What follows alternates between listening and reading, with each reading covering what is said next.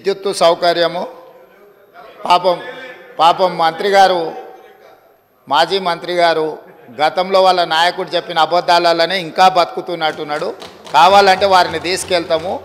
సీతక్క ఆదిలాబాదు జిల్లాలో ఐటీడీఏ ప్రాంతంలో ఉన్న గూడాలల్ల నీళ్ళ విషయం, కరెంటు విషయం వారిని ప్రత్యేకంగా తీసుకెళ్ళండి. అన్ని గ్రామ పంచాయతీలను తీర్మానాలు చేసి తెప్పించినాము.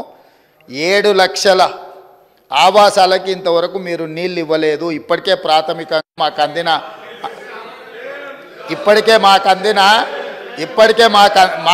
అందిన సమాచారము. కాబట్టి అధికారిక లెక్కలు మీకు ఇస్తాము. ఎందుకంటే మీరు తప్పులు చేసి ఆ చేసిన తప్పులను ప్రజలు గుర్తించి ప్రజల్ని మిమ్మల్ని శిక్షించినా కూడా మీరు మారడం లేదు.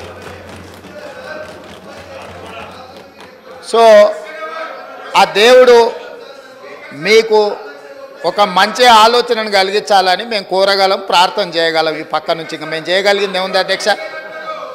అందుకే అధ్యక్ష, ఈరోజు మా ప్రభుత్వం తెలంగాణ అభివృద్ధి అంటే తండాలలో గూడాలలో కనీస సౌకర్యాలను ఏర్పాటు చేసినప్పుడే తెలంగాణ రాష్ట్ర అభివృద్ధి జరిగినట్టు అని బలంగా మా ప్రభుత్వం భావిస్తుంది.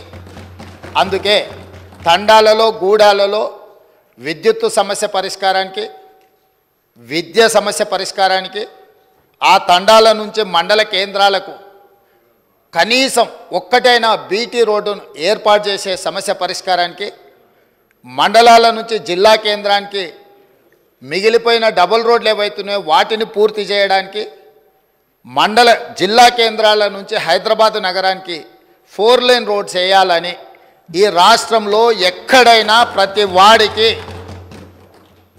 ఒక మంచి రవాణా సౌకర్యం ఏర్పాటు చేయడం ద్వారా ఇవాళ పేదవాళ్ళు కష్టపడి వాహనాలు కొనుక్కుంటున్నారు.